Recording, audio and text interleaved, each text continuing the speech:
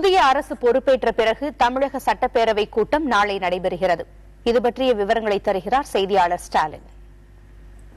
நடந்து முடிந்த தமிழக சட்டமன்ற தேர்தலில் போட்டியிட்டு வெற்றி பெற்ற உறுப்பினர்கள் நாளை காலை தமிழக சட்டமன்ற உறுப்பினராக பதவியேற்றுக் கொள்ள இருக்கிறார்கள். 15வது சட்டப்பேரவையின் முதல் கூட்டம் நாளை காலை 11 மணிக்கு தற்காலிக சபாநாயகர் செம்மண்ணன் முன்னிலையில் நடைபெறுகிறது. இந்த கூட்டமானது காலை 11 மணிக்கு தொடங்குகிறது. ஒவ்வொருவராக தொகுதி வாரியாக தமிழக சட்டமன்ற தொகுதிகளில் போட்டியிட்டு வெற்றி பெற்ற அந்த சட்டமன்ற உறுப்பினர்கள் ஒவ்வொருவராக பதவியேற்றுக் கொள்ள இருக்கிறார்கள். ஆர்கே நகர் தொகுதியிலிருந்து போட்டியிட்டு வெற்றி பெற்ற தமிழக முதலமைச்சர் ஜெயலலிதா முதலாவதாக தன்னுடைய சட்டமன்ற உறுப்பினர் பதவியை ஏற்றுக்கொள்கிறார். அதன் பிறகு அமைச்சர்கள் ஒவ்வொருவராக தங்களுடைய சட்டமன்ற உறுப்பினர் பதவியில் ஏற்றுக்கொள்கிறார்கள்.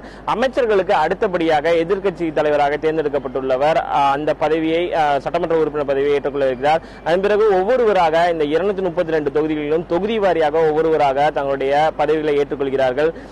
இந்த சபை நடவடிக்கையானது சுமார் 3 மணி நேரம் வரை நீடிக்கும் என்று எதிர்பார்க்கப்படுகிறது. காலை 11 மணிக்கு தொடங்கும் இந்த சபை நடவடிக்கையானது மதியம் 3 மணி வரை நீடிப்பதற்கான வாய்ப்பு உள்ளதாக கருதப்படுகிறது. இந்த சபை நடவடிக்கை முடிந்த பிறகு தற்காலிக சபாநாயகர் சபையை ஜூன் 3ஆம் தேதிக்கு ஒத்திவைப்பார் என்று எதிர்பார்க்கப்படுகிறது.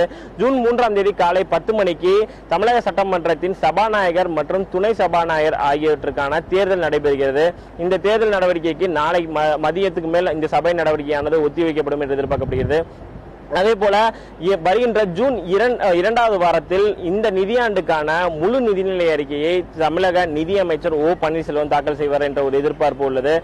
ஏற்கனவே பிப்ரவரி மாதம் இடைக்கால நிதிநிலை அறிக்கை தாக்கல் செய்யப்பட்டுள்ள நிலையில் 2016-17 ஆண்டுக்கான முழு நிதிநிலை அறிக்கையை தமிழக நிதியமைச்சர் ஓ பன்னீர்செல்வம் நிச்சயமாக ஜூன் 2வது வாரத்தில் தாக்கல் செய்வார் என்று தமிழக அரசு வட்டாரங்கள் தெரிவிக்கின்றன. புதிய தலைமுறைக்காக ஒளிப்பதிவாளர் சிவராஜுடன் ஸ்டாலின்.